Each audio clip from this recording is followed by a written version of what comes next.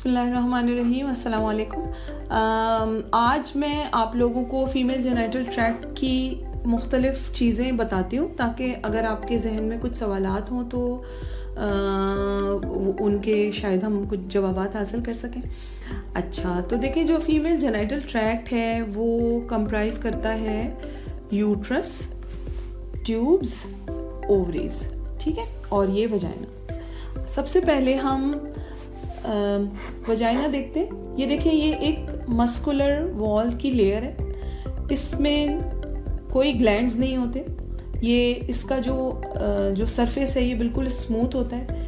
इसमें ज़्यादातर अगर कोई प्रॉब्लम हो तो कोई सिस्ट बन सकते हैं या कोई कट्स लग सकते हैं या इन्फेक्शन हो सकता है। इसी तरह ये सर्विक्स है, ये यूट्रस का यानी बच्चेदानी का जिसको हम मुंह कहते हैं, ये है। यहाँ पे सर्विक्स में बहुत सारे ग्लैंड्स होते हैं। सर्विक्स हमारे हार्मोनल चेंजेस की वजह से सर्विक्स में बहुत सारी चेंजेस आती हैं। सर्विक्स में भी इन्फेक्शन हो सकता है, यहाँ पे सर्वाइकल ग्लैंड्स में इन्फेक्शन हो सकता है और सर्विक्स में मुख्तलिफ किस्म के वायरल इन्फेक्शंस भी हो सकते हैं। आगे चलते हैं। ये यूट्रस है, ये यूट्रस की बॉडी है।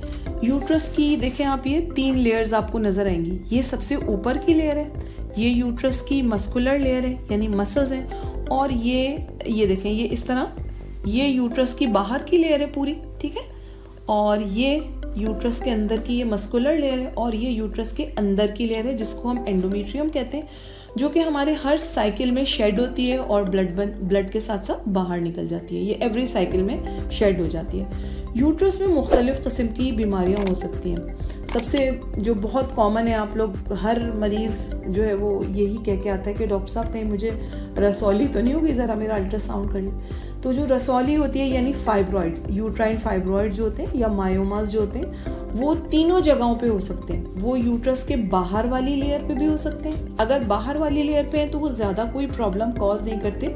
सिर्फ ये उनसे प्रॉब्लम हो सकती है कि अगर वो बहुत ज़्यादा बड़े हो जाएं तो आपको पेट में दर्द महसूस हो सकता है, उससे प्रेशर सिम्टम्स हो सकते हैं। कुछ ख़वातीन को बहुत ज़्यादा कब्ज़ या कुछ ख़वातीन को बार बार पेशाब आना या पेशाब में प्रॉब्लम, पेशाब करने में तकलीफ होना, ये वाले प्रॉब्लम्स हो सकते हैं। अगर यूट्रस के मसल्स में है ये फाइब्रॉइड, इनसे भी पेट में दर्द महसूस हो सकता है।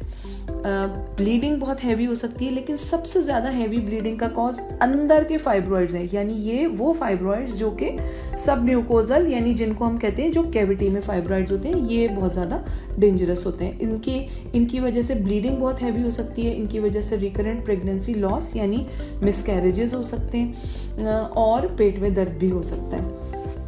इसके अलावा एक बीमारी होती है जिसको हम कहते हैं एंडोमेट्रियोसिस। एंडोमेट्रियोसिस कैसे होती है कि ये जो यूट्रस है इससे ट्यूब्स जो है, देखें ना, ये कनेक्टेड है, ये ट्यूब्स इस तरह कनेक्टेड है। यहाँ से ये वाली लेयर जब नीचे झड़ रही होती है पीरियड्स के दौरान, तो एक थ्योरी है जिसको हम बिलीव करते हैं कि ये जो एंडोमेट्रियम के कुछ सेल्स होते हैं ये बाहर आ जाते हैं। ये जो सेल्स हैं ये बाहर आके कहीं पे भी लग सकते हैं। ये बाहर आके देखें यूट्रस की वॉल पे लग सकते हैं, ये यहाँ वजाइना में भी आ सकते हैं, ये ओवरी के ऊपर लग सकते हैं और ये ट्यूब्स के ऊपर भी आ सकते हैं। तो ये हो गई एंडोमेट्रियोसिस, ठीक है। अब हम बात करते हैं ओवरी की डिजीज़ की। ओवरीज जो हैं ये देखिए, ये 2 जिनको हम उर्दू में अंडे दानियाँ भी कहते हैं, इनका सबसे कॉमन प्रॉब्लम क्या है? सिस्ट, ओवेरियन सिस्ट हो सकते हैं, या बहुत कॉमन जो तकरीबन 20% ख़वातीन में पाई जाती है डिजीज़ जिसको हम पॉलीसिस्टिक ओवेरियन डिजीज़ कहते हैं। इस तरह के सिस्ट हो जाते हैं ओवरीज में। ज़्यादातर ये जो सिस्ट हैं जो फर्टाइल एज होती है यानी 40 ईयर्स तक जो ये सिस्ट होते हैं, ये फॉलिकुलर सिंपल सिस्ट होते हैं जो कि कोई ऐसा प्रॉब्लम नहीं क्रिएट करते, खुद ही बनते हैं और कुछ साइकिल्स के बाद खुद ही रप्चर हो जाते हैं। लेकिन कभी कभार ये सिस्ट बड़े हो सकते हैं और खुदा न खास्ता कुछ ख़वातीन में ये कैंसर में भी कन्वर्ट हो सकते हैं, लेकिन उसकी अलग अलामात होती हैं, उसकी अलग, उनके लिए अलग टेस्ट किए जाते हैं और वो अलग तरीके से उनकी डायग्नोसिस की जाती है। अच्छा, ओवरी के बाद ये आते हैं ट्यूब्स। ये जो हमारे दोनों ट्यूब्स होते हैं, इन ट्यूब्स के 3 पार्ट्स होते हैं। ये यहाँ पर बहुत थिन होता है, ये मोटा थोड़ा सा एम्पुलरी पार्ट होता है, और ये फिम्ब्रियल एंड, ये ऐसे होते हैं जैसे हाथ बने हुए हैं, ठीक है ना।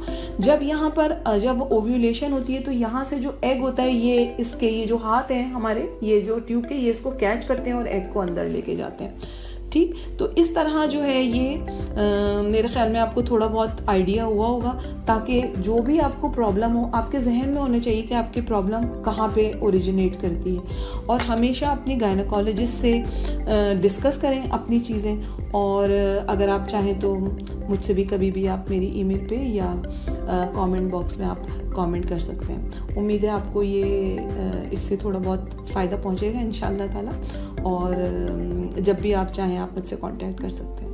बहुत शुक्रिया।